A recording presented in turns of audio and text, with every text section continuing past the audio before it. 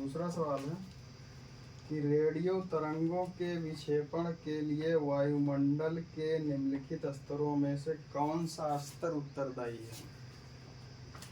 ठीक है, रेडियो तरंगों का विक्षेपण होता है, क्या होता है, विक्षेपण होता है। और सवाल है कि कौन सा स्तर इस विक्षेपण के लिए उत्तरदायी है। ठीक, और ये स्तर कहाँ के हैं, वायुमंडल के हैं। तो इसका मतलब क्या हुआ, अब हमको वायुमंडल के बारे में जानना है। किसके बारे में जानना है, तो वायुमंडल के बारे में जानना है। तो वायुमंडल के बारे में एक बार फिर से देख लीजिए। यह है आपका वायुमंडल। ठीक है, वायुमंडल क्या है, या एटमॉस्फेयर क्या है, हवाओं का क्या है, हवाओं का घेरा है। और इन्हीं हवाओं में बहुत सारी क्या है, गैसें पाई जाती हैं। क्या पाई जाती हैं, गैसें पाई जाती हैं। इन गैसों में एक गैस है नाइट्रोजन। कौन सी गैस है, नाइट्रोजन। पेड़ पौधों की वृद्धि के लिए बहुत ही आवश्यक है। यदि नाइट्रोजन ना हो तो पेड़ पौधों की वृद्धि नहीं होगी। ठीक, गांव देहात में या गांव में क्या कहा जाता है कि यार यूरिया में 46% नाइट्रोजन पाया जाता है। क्या परसेंट, कितना परसेंट, 46% नाइट्रोजन पाया जाता है किसमें, यूरिया में। इसका मतलब क्या हुआ कि जब हम बाजार से 2 बोरी यूरिया लाएंगे तब हमको 46% मिलेगा नाइट्रोजन। ठीक, ये नाइट्रोजन क्या करता है, पेड़ पौधों की वृद्धि में सहायक होता है। इसीलिए हम कृषि के कार्य में या खेती के काम में फसल की वृद्धि के लिए, किसकी वृद्धि के लिए, फसल की वृद्धि के लिए, कि फसल हमारी अच्छी हो जाए। ये फसल है मान लेते हैं, हम क्या करते हैं, यूरिया का प्रयोग करते हैं। किसका, यूरिया का। और यूरिया में क्या पाया जाता है, नाइट्रोजन पाया जाता है। यही नाइट्रोजन पेड़ पौधों की वृद्धि के लिए आवश्यक है। तो वायुमंडल में सबसे ज़्यादा जो गैस है वो नाइट्रोजन पाई जाती है। लगभग कितना, 78%। ठीक है, दूसरी गैस है जिसे हम प्राणवायु के नाम से जानते हैं। ठीक, जो हमारे लिए बहुत ही महत्वपूर्ण है। ये मानव है, क्या है, मानव। जो प्राणवायु है उसको हम किस नाम से जानते हैं, ऑक्सीजन के नाम से जानते हैं। किस नाम से, ऑक्सीजन। तो ये हमारे लिए बहुत ही आवश्यक है, वायुमंडल की दूसरी गैस। ठीक है, ऑक्सीजन। इसकी प्रतिशत मात्रा लगभग कितना, 20.55 या ऐसे ही लगभग आसपास। एक बार देख लेना इसको। और जो तीसरी गैस है, तीसरी गैस कौन सी है, नंबर 3 पे कार्बन डाई ऑक्साइड। ये तीसरी गैस है। ठीक है, इसकी मात्रा लगभग, यार ऐसे कुछ लिखा है, इतने परसेंट, या हो सकता है हम कंफ्यूज हों। एक बार इसको भी देख लीजिएगा। ऐसे मान लीजिए कि कार्बन डाइऑक्साइड तीसरी महत्वपूर्ण गैस है। इसके अलावा अन्य गैसें पाई जाती हैं जो हल्की होती हैं। इसके अलावा वायुमंडल में क्या होता है, धूल के कण होते हैं, अभी हम बता चुके हैं, जो प्रकाश के प्रकीर्णन में सहायक होते हैं। ठीक है, तो ये हो गया वायुमंडल। अच्छा, सवाल हमारा क्या था कि रेडियो की तरंगों का विक्षेपण वायुमंडल के कौन से स्तर में होता है। तो इसका मतलब ये हुआ कि ये तो वायुमंडल का कंपोजिशन है या संगठन, कि वायुमंडल में क्या क्या पाया जाता है। लेकिन ये स्तर, यानी किस स्तर में रेडियो तरंगों का विक्षेपण होता है, सवाल ये है। तो इसका मतलब क्या हुआ कि वायुमंडल के भाग भी हैं। क्या है? वायुमंडल के भाग हैं, या वायुमंडल के स्तर हैं, या वायुमंडल की लेयर है, या वायुमंडल की परतें हैं। ठीक है, तो वायुमंडल की जो परतें हैं उनको कई भागों में बांटा गया है। सबसे पहले अगर देखा जाए तो पहला जो है वो है क्षोभ मंडल। क्या है? क्षोभ मंडल। हम नीचे से चल रहे हैं, जिस कुर्सी पे आप बैठे हैं या जिस धरती पर आप खेती कर रहे हैं वो क्या है? क्षोभ मंडल है। शुरुआत यहीं से हो जाती है। ठीक है, ये पहला मंडल है या पहला स्तर है वायुमंडल का। इसको परिवर्तन मंडल कहा जाता है। क्या कहा जाता है? परिवर्तन मंडल कहा जाता है। क्यों कहा जाता है ये भी जान लीजिए। गाना है मौसम की तरह बदल तो नहीं जाओगे, मतलब क्या? पल पल मौसम बदलता रहता है। कहाँ? क्षोभ मंडल में। ठीक है, जैसे सुबह टेम्परेचर कम है, अब इस समय टेम्परेचर ज़्यादा है, 3 बजे और ज़्यादा हो जाएगा, फिर रात में थोड़ा सा कम हो जाएगा। तो ये जो बदलाव है, इसी बदलाव के कारण, मौसम में बदलाव के कारण क्षोभ मंडल को हम क्या कहते हैं? परिवर्तन मंडल कहते हैं। ठीक, अब क्षोभ मंडल की विशेषता क्या है? तो क्षोभ मंडल में वर्षा, बादल का बनना, मौसम, ये सभी चीज़ें होती हैं। इसमें होती हैं क्षोभ मंडल में। अब हम मान लेते हैं कि ये धरती है या पृथ्वी है, तो यहीं से हम शुरुआत करेंगे। ठीक, एक लाइन ऊपर हमारी चली जाएगी। तो पहला स्तर कौन सा हो गया? क्षोभ मंडल। इसके बाद जब वायुमंडल का दूसरा स्तर आता है उसको हम क्या बोलते हैं? समताप मंडल। क्या बोलते हैं? समताप मंडल। ठीक, वास्तव में ये ऐसा मंडल है जो वायुयान के उड़ान के लिए बहुत ही महत्वपूर्ण माना गया है। इसके लिए वायुयान की उड़ान के लिए मान लेते हैं कि ये आपका वायुयान है, वैसे तो हेलीकॉप्टर के तरीके से।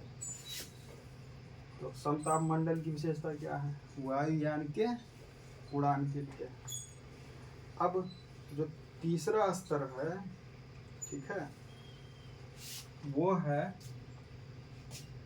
ओजोन मंडल या मध्य मंडल। ओजोन मंडल या मध्य मंडल।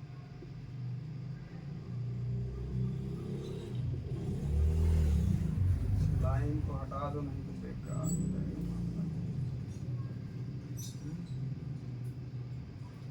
ठीक, ओजोन मंडल या मध्य मंडल। ठीक है, तो ओजोन मंडल में ओजोन गैस पाई जाती है। क्या पाई जाती है? Ozone gas.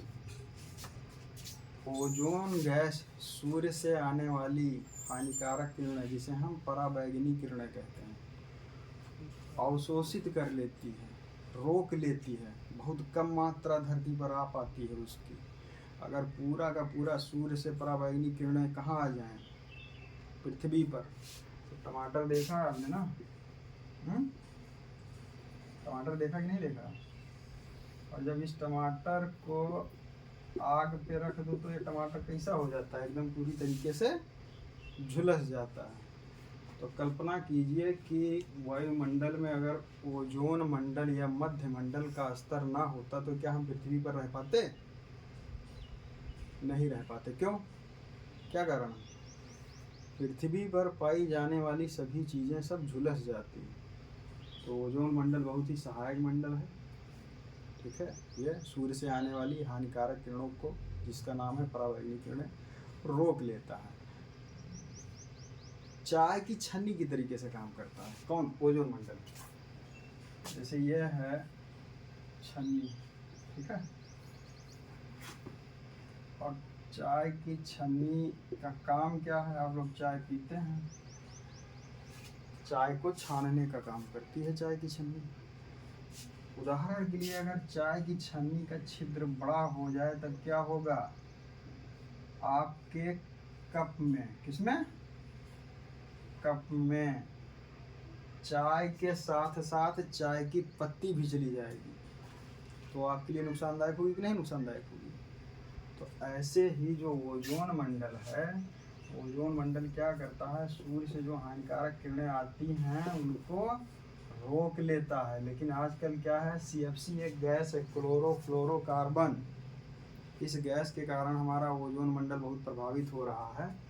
इसमें जो छोटे छोटे छिद्र हैं, ठीक, मतलब जितनी मात्रा में पृथ्वी को ओजोन गैस की आवश्यकता है, अब उससे ज़्यादा ओजोन गैस कहाँ आ जाती है? पृथ्वी पर आ जाती है। क्यों आ जाती है? क्योंकि ओजोन की परत के जो छिद्र हैं वो बड़े हो गए हैं, इसलिए ओजोन गैस पृथ्वी पर ज़्यादा आ रही है। कहीं ना कहीं क्या होता है कि ये CFC के कारण ऐसा हो रहा है, क्लोरोफ्लोरोकार्बन के कारण, और जो भी हम पर्यावरण को प्रदूषित कर रहे हैं इसके कारण भी हो रहा है। बहुत सारे कारण हैं इसके, ठीक। तो अभी हम 3 स्तर तक पहुँचे हैं। अब हमारा जो चौथा स्तर है, किसका?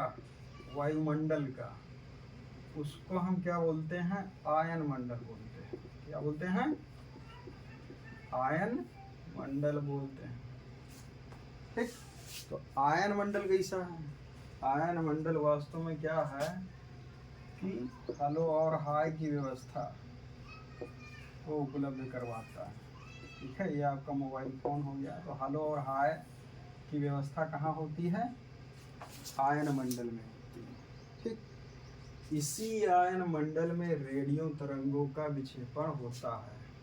और ये आयन मंडल क्या है? वायुमंडल का एक स्तर है या एक परत है या लेयर मान लीजिए, ठीक। यह वायुमंडल का एक भाग है।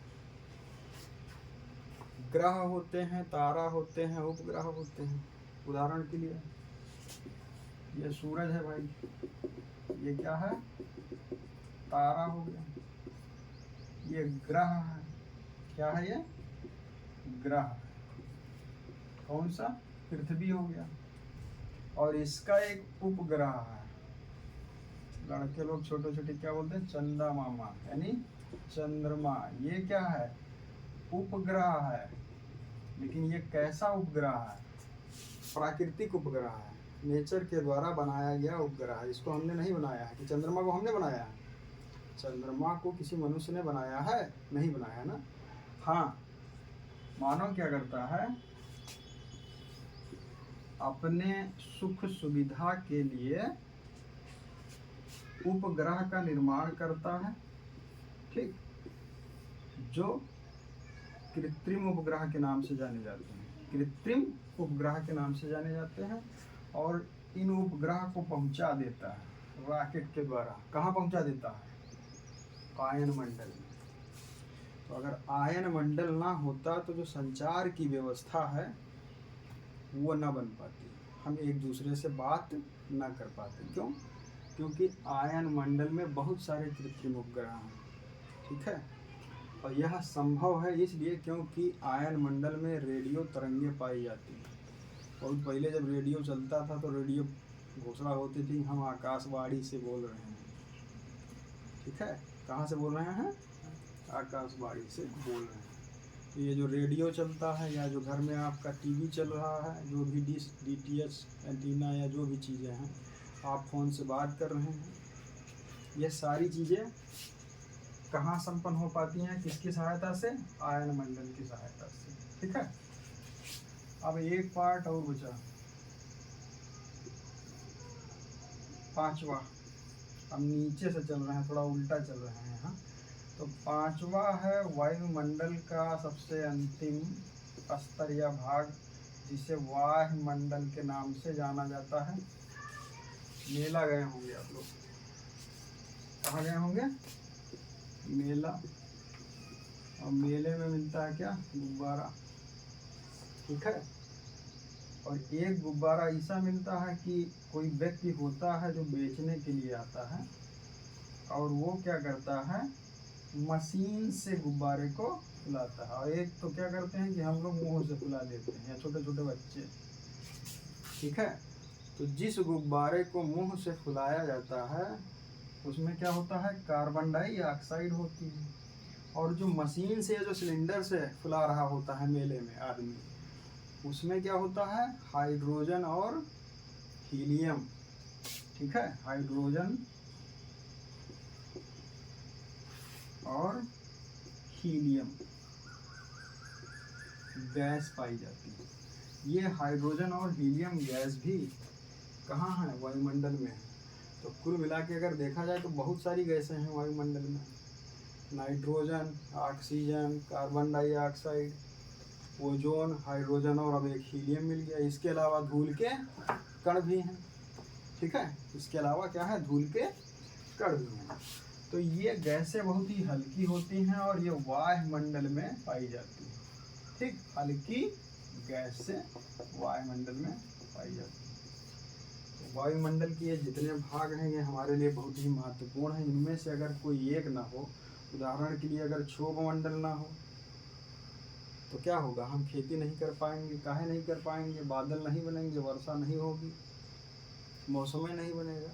कहते हैं यार मानसून नहीं आया है, मौसम अभी नहीं बना है, कहते हैं कि नहीं कहते हैं। इसके अलावा अगर समताप मंडल ना होता तो जो जेट विमान या वायुयान उड़ाए जाते हैं उनको हम ना उड़ा पाते। इसके अलावा अगर ओजोन मंडल ना होता तो क्या होता, सूर्य से आने वाली हानिकारक किरणें हम सबको लाल टमाटर बना देती। कैसा टमाटर, जब टमाटर को आग पे रखो तो टमाटर का जो छिलका होता है कहाँ चला जाता है, पूरा सब गायब हो जाता है। ऐसे पृथ्वी झुलस जाती। इसके अलावा अगर आयन मंडल ना होता, चौथा जो मंडल है, तो हलो हाय वाली व्यवस्था ना हो पाती। जो हम एक दूसरे से फ़ोन पे बात कर रहे हैं ये संभव ना हो पाता। ठीक है, वायुमंडल का जो पांचवा भाग है वायुमंडल, इसमें हल्की गैसें पाई जाती हैं। ठीक, अब आप ये मेला जाइए और मेले में जो सिलेंडर से गुब्बारा मिलता है उस गुब्बारे को ले आइए जो सिलेंडर से भरा हुआ होता है। इसके बाद आप उस गुब्बारे को अपने कमरे में छोड़ दीजिए। तो गुब्बारा क्या होगा, फर्श से छत में जाके टकरा जाएगा, मतलब ऊपर भागेगा। क्यों भागेगा, क्योंकि उसमें बहुत हल्की गैस है। और एक गुब्बारे को मुंह से फुला दीजिए तो वो गुब्बारा क्या होगा, वह उसको आप छत पे ऐसे उड़ाइए, छत में, ठीक है, कमरे में छत में टकराइए। इसके बाद में जब आप क्या करेंगे, जब उसको टकराने का प्रयास करेंगे तो वो ऊपर जाएगा, इसके बाद फिर नीचे आके गिर जाएगा। तो ये दो चीज़ें क्या सिद्ध करती हैं कि कार्बन डाइऑक्साइड गैस जो है वो बहुत ही भारी है।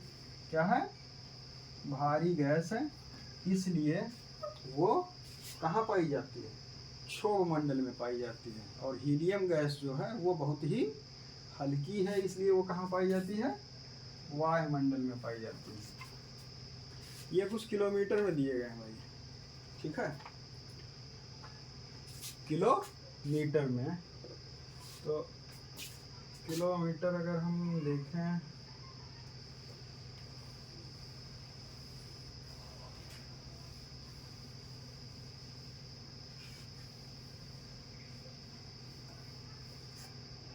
तो जो हमारा पहला है कि हम नीचे से चल रहे हैं। कहाँ से चल रहे हैं, नीचे से चल रहे हैं।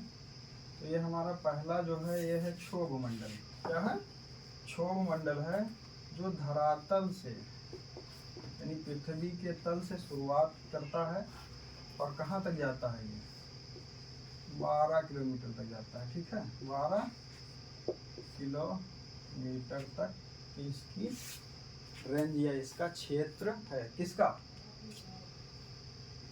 क्षोभ मंडल यानी पहले पार्ट का। ठीक है, और इसके बाद हम फिर आगे बढ़ते हैं। अब यहाँ से हमने शुरू कर दिया 13, क्या शुरू कर दिया, 13 से हम पहुँच गए 32 किलोमीटर। कहाँ पहुँच गए, 32 किलोमीटर तक। तो ये जो 32 किलोमीटर वाला हिस्सा है, 13 से 32, ये कौन सा मंडल है, उधर से देख करके बताइए, समताप मंडल। ठीक, 32 किलोमीटर तक। कहाँ से, 13 से 32।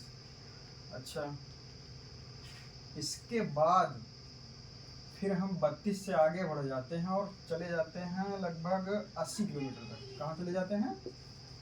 80 किलोमीटर तक चले जाते हैं। तो ये वाला हिस्सा जो है, ये तीसरा, ये कौन सा हो गया हमारा? ओजोन मंडल।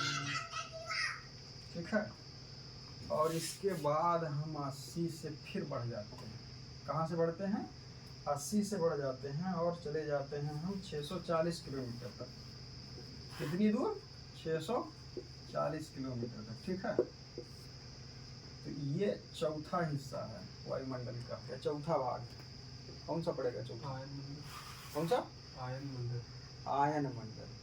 तो इसी आयन मंडल में रेडियो तरंगों का विक्षेपण होता है। कहाँ से कहाँ तक है? नीचे से हम चल रहे हैं, यानी 80 किलोमीटर से लगा करके ऊपर आकाश की ओर 640 किलोमीटर तक का जो क्षेत्र है, वो कैसा क्षेत्र है? आयन मंडल का क्षेत्र है। अब जब आप 640 से ऊपर चले जाएंगे, ठीक, बहुत ऊपर चले जाएंगे, तो वो कैसा हो जाएगा?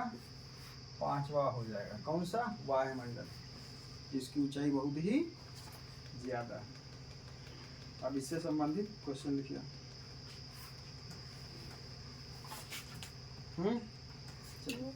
क्वेश्चन लिखो, लिखो क्वेश्चन। क्वेश्चन लिखिए, वायुमंडल क्या है?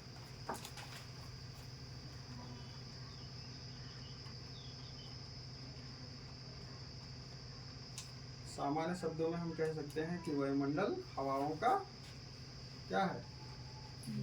घेरा है। अगला, वायुमंडल के हवाओं के घेरे में क्या पाया जाता है?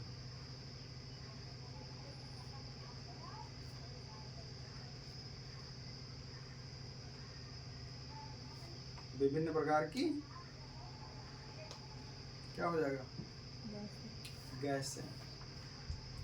वायुमंडल में सर्वाधिक कौन सी गैस पाई जाती है?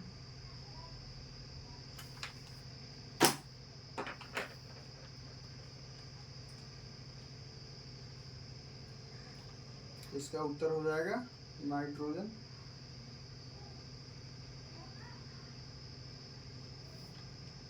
अगला सवाल है,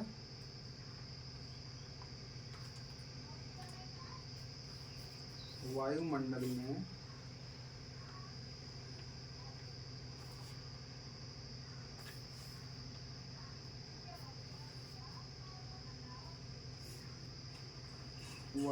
में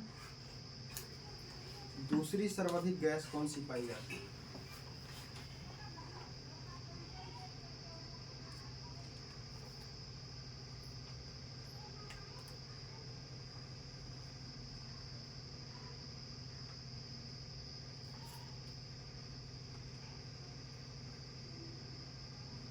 इसका उत्तर हो जाएगा ऑक्सीजन, जिसे हम प्राणवायु के नाम से जानते हैं। ठीक है। ये किसके लिए लाभदायी है? मानव के लिए लाभदायी है। अगला सवाल, प्रकाश संश्लेषण की क्रिया में वायुमंडल में एक गैस पाई जाती है जो सहायक है।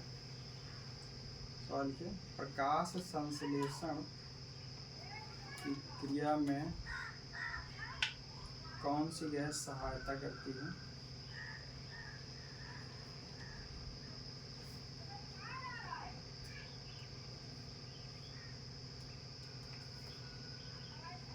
इसका उत्तर हो जाएगा क्या? Carbon dioxide.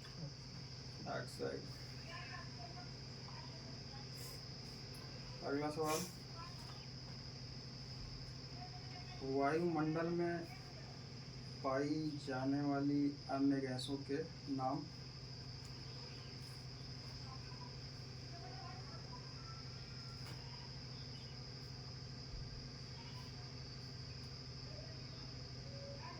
तो अन्य गैसों में आप लिख देंगे क्या? Helium, hydrogen. Hydrogen, helium, ozone. ठीक है। एक सवाल और है, समझ लीजिए, लिखिए ना। प्रकाश संश्लेषण की क्रिया क्या है? विज्ञान का सवाल है। तो वास्तव में प्रकाश संश्लेषण क्या है? सूर्य की उपस्थिति में संभव है।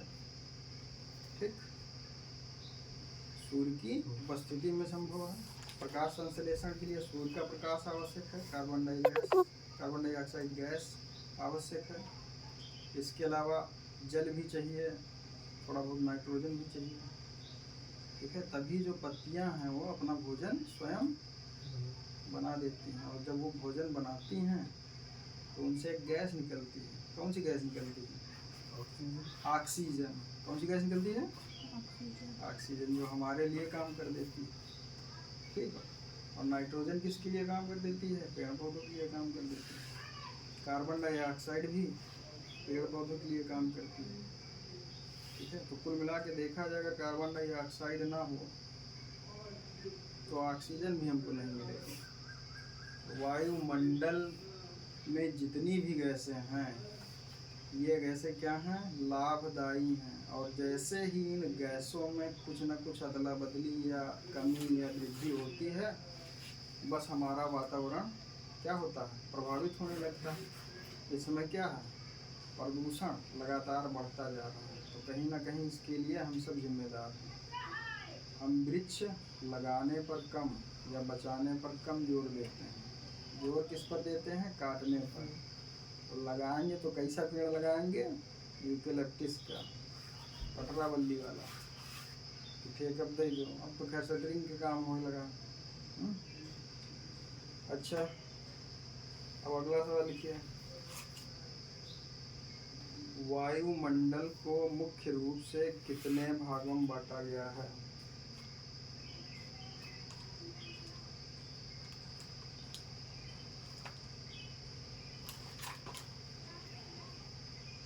इसका उत्तर क्या हो जाएगा? मुख्य रूप से कितने भाग?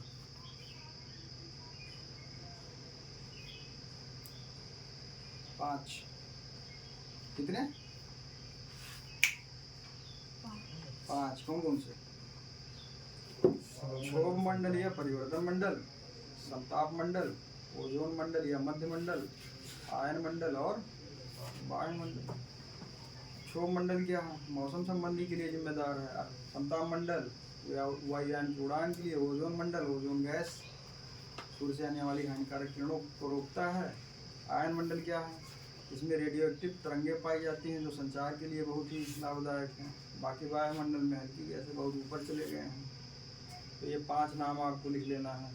अगला सवाल लिखिए। मौसम संबंधी घटना वायुमंडल के किस भाग में होती है?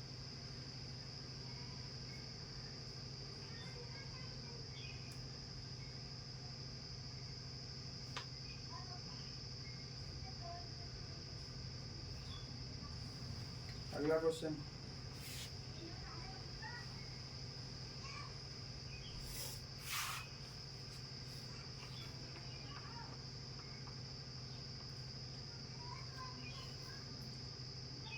अगला है, क्षोभ मंडल को परिवर्तन मंडल क्यों कहा जाता है?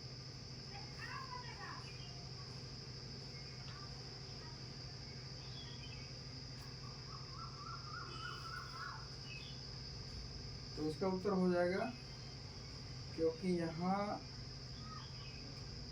क्षोभ मंडल में पल पल मौसम में बदलाव होता रहता है।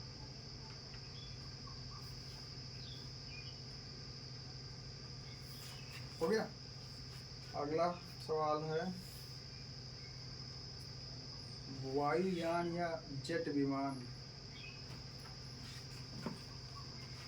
वायुयान या जेट विमान वायुमंडल के किस भाग में उड़ाए जाते हैं?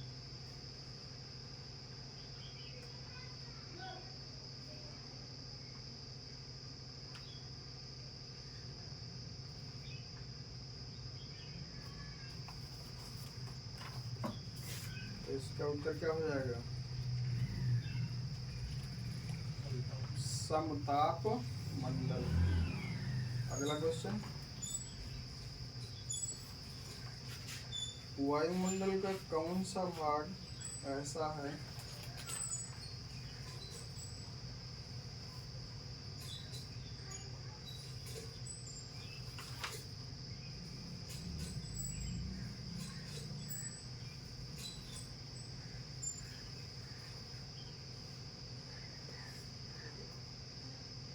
जो सूर्य से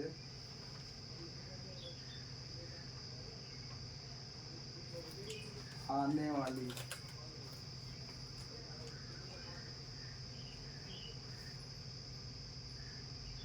हानिकारक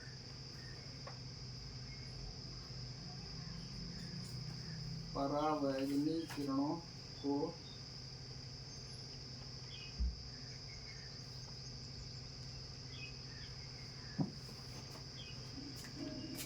अवशोषित कर लेता है।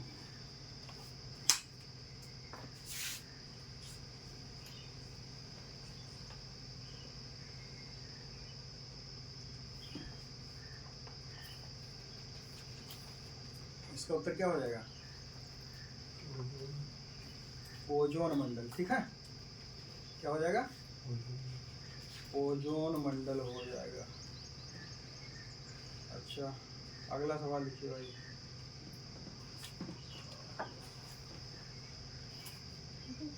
संचार की व्यवस्था। अगला सवाल, संचार की व्यवस्था या कृत्रिम उपग्रह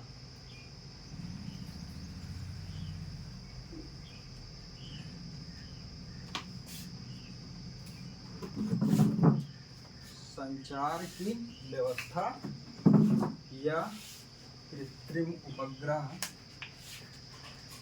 वायुमंडल के किस भाग में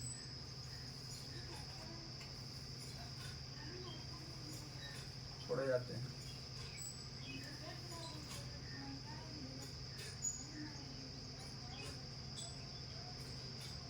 थोड़ी सी गलती हो गई। हेलो हाय वाली या संचार वाली व्यवस्था वायुमंडल के किस भाग में पाई जाती है? तो आयन मंडल। और कृत्रिम उपग्रह वायुमंडल के किस भाग में छोड़े जाते हैं? आयन मंडल में। और जो मुख्य सवाल था, एक सवाल जिससे इतने सारे सवाल बन रहे हैं, वो सवाल कौन सा था कि रेडियो तरंगों का विक्षेपण वायुमंडल के कौन से स्तर में होता है? तो बस यही है उत्तर। कौन सा मंडल? आयन मंडल। कौन सा? आयन मंडल। ठीक, अगला क्वेश्चन।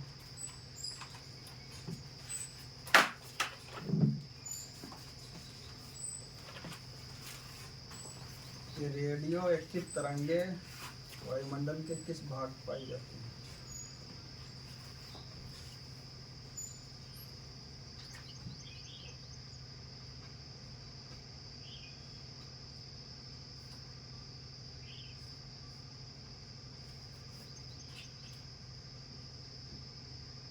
तो इसका उत्तर हो जाएगा, क्या हो जाएगा? आयन मंडल। ठीक है,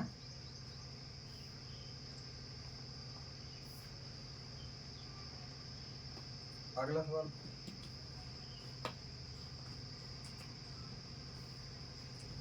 रेडियो तरंगों का विक्षेपण वायुमंडल के किस स्तर में होता है?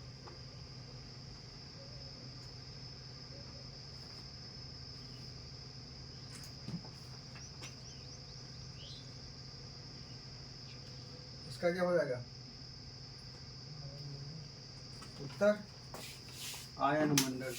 ठीक है, फिर है अगला सवाल।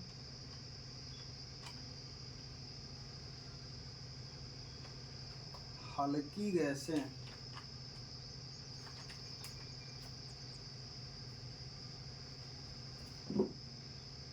वायुमंडल के किस भाग में पाई जाती हैं?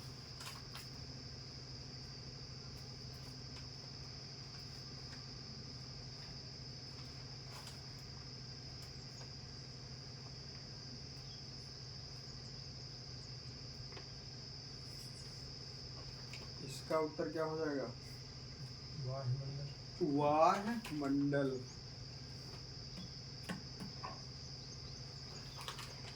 अगला सवाल,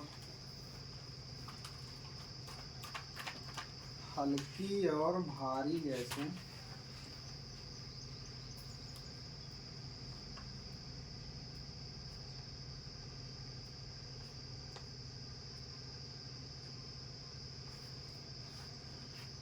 थोड़ा तेज लिखो। हल्की और भारी गैसें वायुमंडल के किन दो भागों में पाई जाती हैं?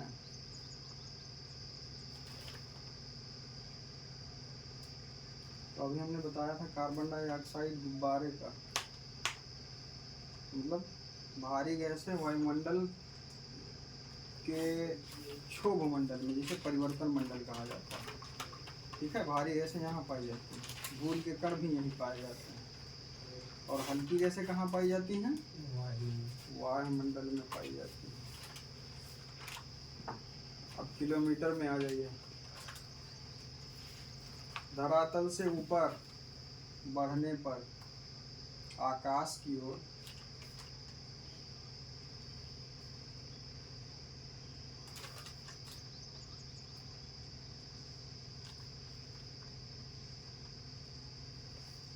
जब हम धरातल से आकाश की ओर ऊपर बढ़ते हैं, ठीक है, तो धरातल से बढ़ने पर ऊपर आकाश की ओर 12 किलोमीटर की ऊंचाई तक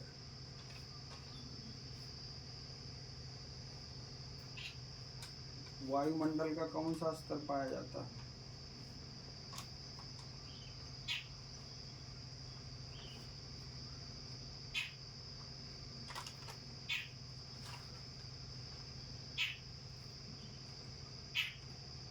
तो इसका उत्तर क्या हो जाएगा?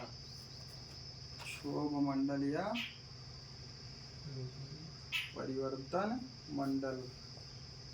अब छोटा छोटा सवाल लिखते जाइएगा, समझ लीजिएगा इसे। 12 से 32 किलोमीटर के बीच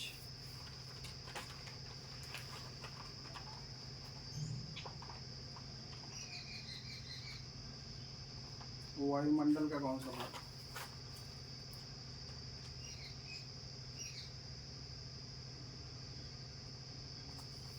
क्या हो जाएगा? 12 से 32 के बीच वायुमंडल का कौन सा भाग? यानी 12 किलोमीटर मतलब 13 किलोमीटर की ऊंचाई से। ठीक है, जैसे ध्यान दीजिए थोड़ा यहाँ पर, ये धरातल है, ठीक है, धरातल से हम ऊपर बढ़ रहे हैं आकाश की तरफ, 12 किलोमीटर तक पहुँचे, तो वायुमंडल का एक स्तर बन गया। कौन सा? क्षोभमंडल या परिवर्तन।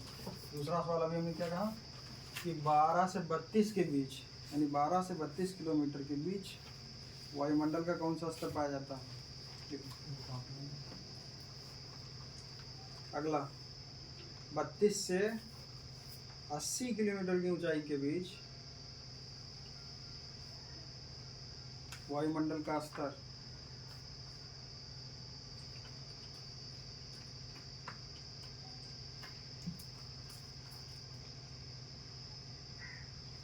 तो इसका क्या हो जाएगा?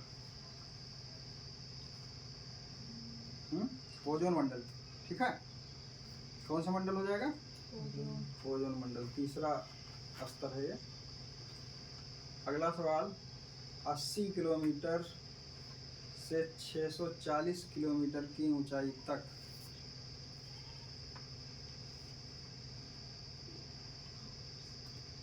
या 80 किलोमीटर से 640 किलोमीटर की ऊंचाई के बीच में वायुमंडल का कौन सा स्तर पाया जाता है? क्या हो जाएगा? जी नहीं, वायुमंडल नहीं, चौथा कौन सा? आयन मंडल। ठीक, तो कुल मिला के जो सवाल हमारा था बस केवल यही आयन मंडल के आधार पर था, और सवाल बहुत बन रहे हैं। अगला लिख लीजिए, 640 किलोमीटर की ऊंचाई से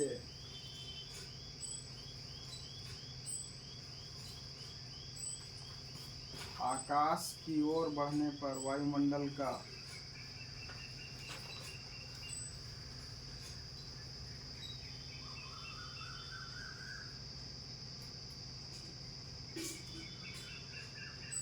आकाश की ओर बढ़ने पर वायुमंडल का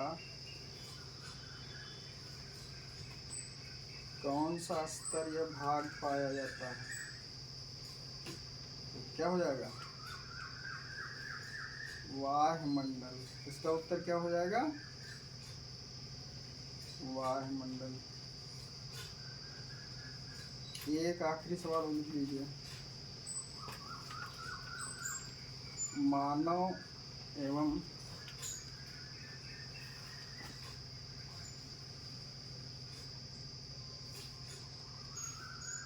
पृथ्वी पर मानव एवं पृथ्वी पर वायुमंडल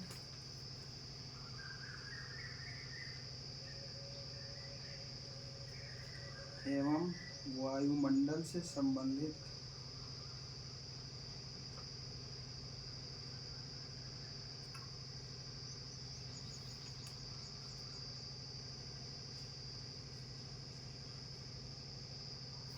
एक बार फिर से रिपीट करो, क्या लिखा?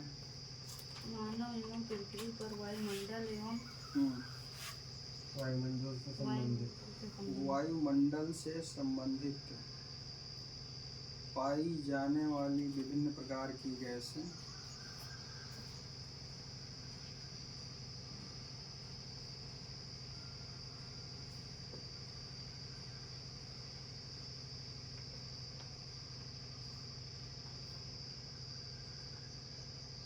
विभिन्न प्रकार की गैसें और वायुमंडल के विभिन्न प्रकार के स्तर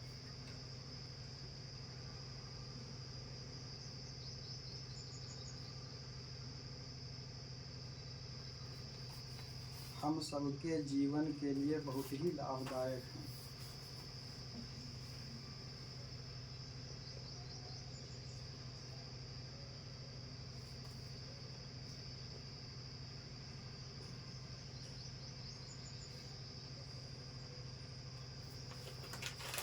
अपने शब्दों में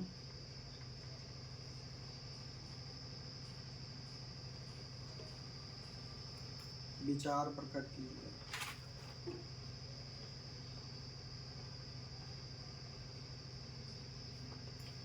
ठीक है, और इसी को बहुत संक्षिप्त कर दिया जाए। अगर इस सवाल को बहुत ही छोटा बना दिया जाए तो ये ऐसे बन सकता है कि वायुमंडल हमारे लिए क्यों महत्वपूर्ण है। अपने शब्दों में लिखो, वायुमंडल हमारे लिए क्यों महत्वपूर्ण है, अपने शब्दों में लिखो।